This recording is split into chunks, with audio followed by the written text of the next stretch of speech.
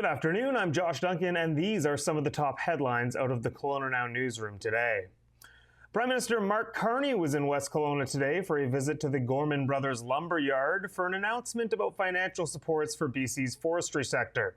Carney promised an aid package for the industry that includes $700 million in loan guarantees and $500 million for long-term supports to help companies diversify export markets and develop their products. He said Canada will be its own best customer by relying more on Canadian timber as it works to double the pace of new home building to almost 500,000 homes a year over the next decade. KelownaNow's Steve McNall was there, and he also asked Mark Carney about the future of Bill C-18 and whether it would be rescinded so Canadian news outlets like ours could start posting news on Facebook and Instagram again. Here's what the Prime Minister had to say about the importance of posting news on Facebook during an emergency like the recent Peachland wildfire, and on Bill C-18 in general. That one of the roles of CBC Radio Canada is to provide unbiased, immediate, local information, particularly in terms of in situations such as you're referring to, and that's one of the reasons why we've made the commitment to invest and reinforce and actually change the governance of CBC Radio Can to ensure that they are providing those essential services. Now, to your specific question, I personally, and this government is a big believer in the value of what you do. I'm going to use you as a representation on local news, and the importance of ensuring that that is disseminated as widely and as quickly as possible. So we will look for all avenues to do that, and I understand your question, and it's part of our thinking around that. Thank you. Thank you. We'll go to the. Steve McNall will have a more in-depth story on Carney's comments regarding Bill C-18 tomorrow, so be on the lookout for that.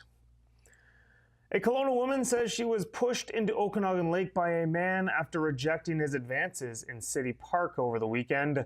Robin Stenmark took to social media in hopes of finding witnesses to the incident, which happened late Saturday night around 11 p.m. near the Spirit of Sail statue. She says the man aggressively hit on her as she was sitting on the boardwalk. She told him she wasn't interested, but Robin says the man walked away after making what she called some strange comments. However, the man allegedly came back out of nowhere, ran up behind her, and shoved Stenmark into the lake, fully clothed, ruining some of her belongings. Stenmark said the police searched City Park for around 5 minutes before determining the suspect could not be found. She's now hoping the public will be able to help her track down her assailant.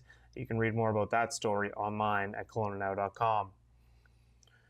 Plans have been submitted to the City of Kelowna for a 40-unit supportive housing project in the Capri Landmark area. The building will be located at 1144 Pacific Avenue, just south of Capri Center. It calls for a 5-story building with 20 studio units of supportive housing and 20 studio units of complex care housing. It's a similar service to the one provided at Gordon Place, located less than a kilometer away to the north from this proposal. City planners have circulated the application, and a report for council consideration can be expected in the near future. Good news from Peachland over the last 24 hours as the Drought Hill wildfire has been labeled under control. As a result, the remaining evacuation alert affecting 118 properties has been rescinded. The scary fire began July 30th and grew to around 57 hectares over the course of a day and a bit, prompting evacuation orders for hundreds of properties.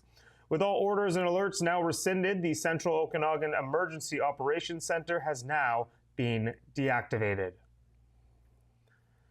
South Okanagan residents were treated to a surprise show from the Royal Canadian Air Force Snowbirds on Monday afternoon. Shortly before 2:30 p.m., the full 9-plane Snowbirds team appeared over the city and roared back and forth over the valley for a few minutes. It marked their arrival in Penticton and a last-minute practice session ahead of their scheduled performance Wednesday night as part of Peach Fest. Our Penticton photographer Gord Goble was fortunately outdoors and caught some of that action. He will be there Wednesday as the Snowbirds and the Skyhawks do a pair of back-to-back performances to open Peach Fest on Wednesday night. Be sure to check out Kelowna Now later that night for a full album of Goble's incredible photos, some of which you can see there in that preview story. There will be better ones on Wednesday night. And wrapping up in sports, Kelowna's Jerome put on quite the show at the Canadian Track and Field Championships over the weekend. Unfortunately, the RSS grad missed out on the 100-meter final because of a false start DQ, but he bounced back and made up for it in the 200-meter final with a time of 19.95 seconds. That's a record for the championship. He finished just ahead of his 4x100-meter teammate Aaron Brown to win the gold medal. Blake, a Kelowna sprinter, is certainly feeling good heading into the World Championships, which will be held in Tokyo next month. A quick look at weather, and once again, there is a severe thunderstorm watch in place for the Kelowna area. It seems to be a daily occurrence lately. There is a slim chance of showers and a risk of stormy weather for the rest of the evening. It'll be cloudy overnight, low of 16, and then more potential stormy weather tomorrow to go with a high of 25. That is all for me today, but you can read up on all these stories and plenty more at KelownaNow.com. Have yourself a wonderful evening, and I'll be back in this chair tomorrow afternoon for a look at your Hump Day headlines. We'll see you then. We don't just report the news. We live here too.